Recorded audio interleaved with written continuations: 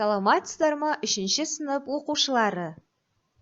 Қазақ тілі сабағы. 104-ші сабақ. Сабақтың тақырыбы негізгі және туынды сын есім.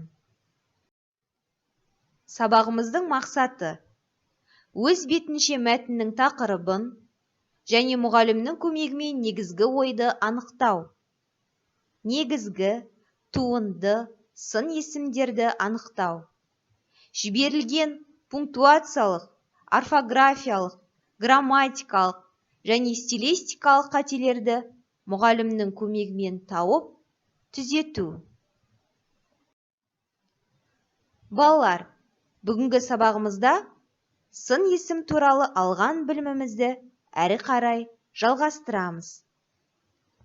Бір қадам алға әдісі арқылы өткен ережелерді еске түсірейік. Сын есім дегеніміз не? Сын есім тұрғысына қарай нешеге бөлінеді? Туынды сын есім дегеніміз не? Негізгі сын есім дегеніміз не? Туынды және негізгі сын есімге мысалдар келтір. Балалар, осы сұрақтарға ауызша жауап беру арқылы ережелерді еске түсіреміз.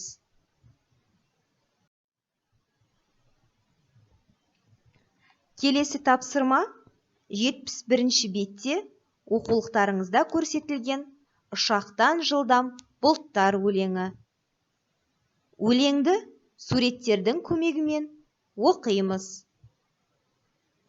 Таңертең күн ашық, тұр енді нұр шашып, аспанда бұлт жоқ, ендеше күдік жоқ.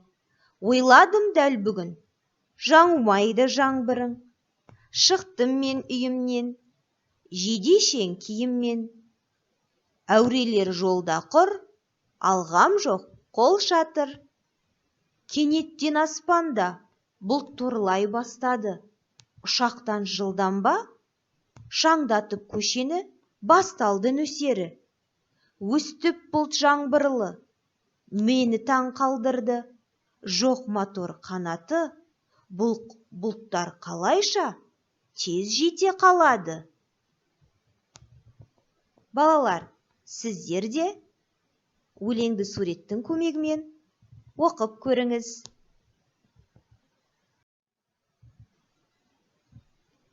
Келесі тапсырма балалар жұмыс дәптерінде жасалады.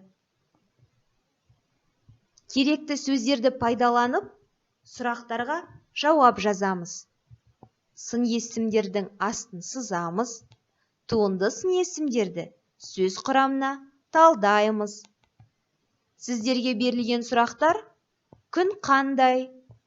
Аспан қандай? Аспанды қандай бұлт торлады? Осы сұрақтарға төменде көрсетілген керекті сөздерді пайдаланып, жауаптар жазамыз.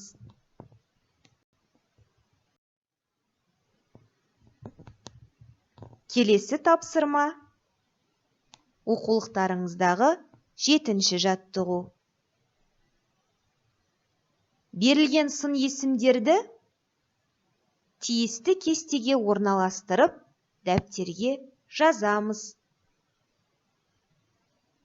Әсерлі әңгіме, атақты кенші, тұнық су, ізгі ой, жаңа дәптер, сүтті сиыр, әдемі қыз, биік тау, шөпті жер, жүйрік ат. Осы берілген сөз тіркестеріндегі сын есімдерді тиісті кестеге орналастырамыз. Жарайсыңдар балалар. Барлық тапсырмаларды дұрыс орындасаңыздар, саралау тапсырмасына көшелік. Бұл жерде сіздерге тест тапсырмалары берілген. Дәптерімізге тест тапсырмаларының сұрағын дұрыс жауабымен көшіріп жазамыз.